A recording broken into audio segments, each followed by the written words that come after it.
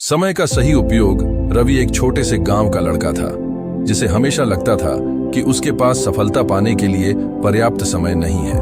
वह दिन भर इधर उधर घूमता, दोस्तों के साथ समय बिताता और जब पढ़ाई करने का समय आता तो वह बहाने बना देता। उसकी माँ हमेशा समझाती, बेटा, समय सबसे बड़ा धन है। जो इसका सही उपयोग करता है वही जीवन में आगे बढ़ता है। लेकिन रवि यह बात गंभीरता से नहीं लेता था। परिवर्तन की शुरुआत एक दिन गांव के एक प्रसिद्ध सेठ रामदास जी गांव में आए। उन्होंने घोषणा की कि वे गांव के होनहार बच्चों को शहर में पढ़ने का मौका देंगे, लेकिन इसके लिए एक परीक्षा होगी जिसमें पास होने वालों को ही यह अवसर मिलेगा।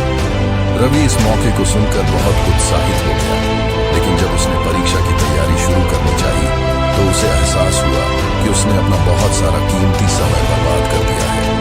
उसके दोस्त जो रोज मेहनत से पढ़ते थे पूरी तैयारी में थे, जबकि रवि को कुछ भी समझ नहीं आ रहा था। समय का मूल्य समझ आया, रवि परीक्षा में असफल हो गया। यह उसके लिए एक बहुत बड़ा झटका था।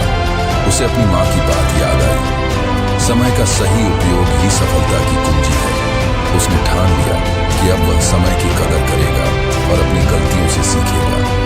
अब रवि ने एक टाइम टेबल बनाया जिसमें उसने हर काम के लिए समय निश्चित किया। सुबह जल्दी उठकर पढ़ाई करता, दिन में जरूरी काम करता और रात को अपनी प्रगति की समीक्षा करता। धीरे धीरे उसने अपने समय का इतना अच्छा प्रबंधन कर लिया कि वह पढ़ाई में अव्वल आने लगा। सफलता की ओर कदम 1 साल बाद वही सेठ रामदास जी फिर से गांव आए और इस बार उन्होंने एक नई परीक्षा रखी। रवि ने पूरे आत्मविश्वास के साथ परीक्षा दी और इस बार वह पास हो गया। उसकी मेहनत और समय के सही उपयोग ने उसे सफलता दिलाई। जब रवि शहर पढ़ने गया तो उसने अपनी माँ को एक पत्र लिखा, माँ, आपकी बात सच थी। समय ही सबसे बड़ा धन है। अगर इसे सही दिशा में लगाओ तो सफलता निश्चित है।